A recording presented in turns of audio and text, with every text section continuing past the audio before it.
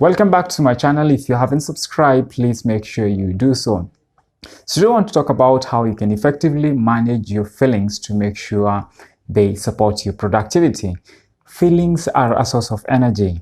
They do help us accomplish tasks well if well managed. If you're feeling good, you're likely to do good things. And if you're feeling bad, your productivity will likely be affected. They are our slaves. They ought to work for us, not against us.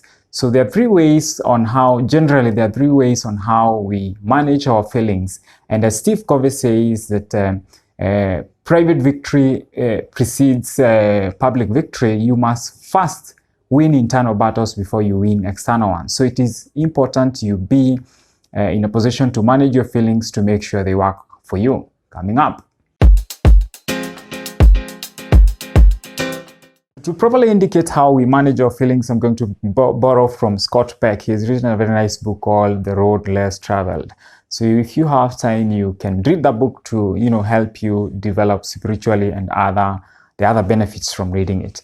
So now, scenario number one, I'm going to use an analogy.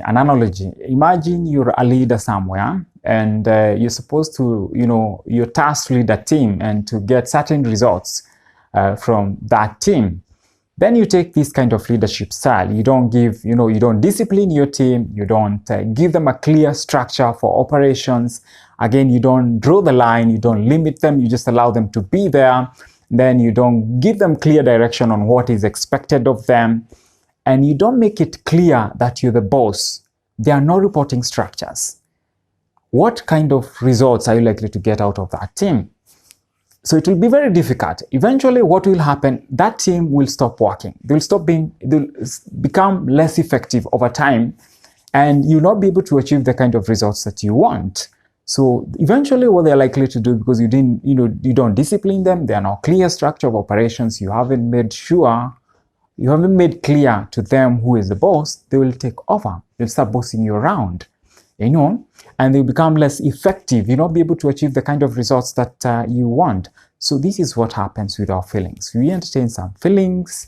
We don't, limit them. We don't give them a clear direction on what they're supposed to do for us. So they take over. Instead of our feelings being our slaves, instead of us, bossing around our feelings to work for us, we start, they turn the table and they start forcing us to do things that we don't want to do.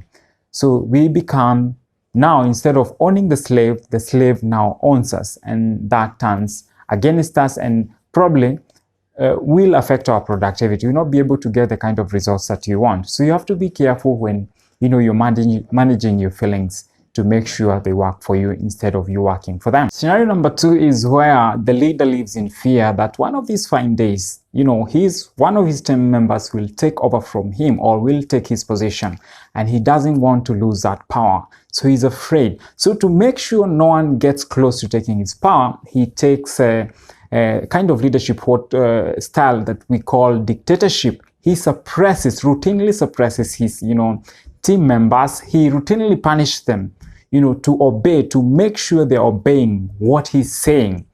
And, he disrespects them, he mistreats them, he doesn't listen to them, he doesn't allow them to, to say anything.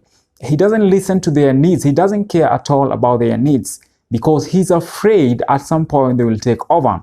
So you continue, if you do this for some time, what will happen is that the team members will become less effective, and you will affect their productivity. They will not be, helping you get the results that you're supposed to be getting, what is expected of you. So we do this with our feelings, and eventually what will happen, they will start rebelling, and at some point, if you do it for long enough, they will do a revolution. They will turn the government, they will overthrow the government, and at the same time, probably destroy you or destroy your organization. You have seen people doing revolution. Most of the times they're not peaceful. So that is what is likely to happen. So if you keep, suppressing your feelings over time, what will happen is that if you keep rejecting reality, you'll be diagnosed by what, I don't know whether it's psychologists will say that you're depressed, and in depression, people even do crazy things. They may destroy themselves or destroy people around them. So don't suppress your feelings, because eventually, as a slave owner, as we said, feelings are supposed to work for you. When you suppress them, you're not helping them. They're not helping you. They're working against you, and eventually, if you're not careful, they might, they might destroy you. Scenario number 3 is where, as a leader, and this one will get you the best results, but it's not easy to implement, as we shall see later. So scenario number 3 is where, as a leader, you respect your team because you want to get good results from them. You make sure you take care of their needs. Again, you nurture them and you teach them to become more effective. And again, you organize them, lay out a structure on how, they will be operating to make sure they get the best results. While doing all this, you're making sure every time they know you're the boss, you have the final say. So you're controlling them and limiting what they are doing. This scenario, it's a balancing act, and that is also saying it's a bit difficult to implement it because you're trying to balance between your needs and that of your team, and ensuring everyone is effectively, getting what they want.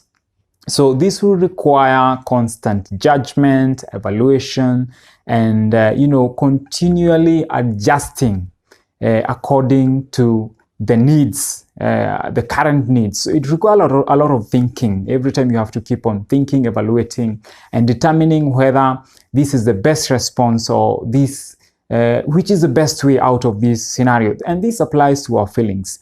We'll continue, receiving these feelings. You have to continually, evaluate them and put them where they belong. What you should remember in this scenario is that you're the boss. So you dictate what, not the feelings, dictating to you.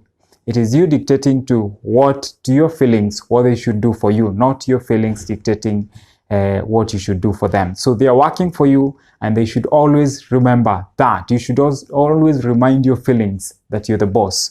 So make sure you direct them in the best places to make sure they get you the best results. And where they don't deserve, to be listened to, you are the boss, you can still, discard them if you don't feel they are valid. So thank you very much for watching. I hope you have learned something from this video. So you can learn more by reading the book that I told you earlier by Scott Peck, The Road Less Traveled. So if you haven't subscribed, please make sure you subscribe and leave some comment on some of the videos that you would want me to do in future. See you next time.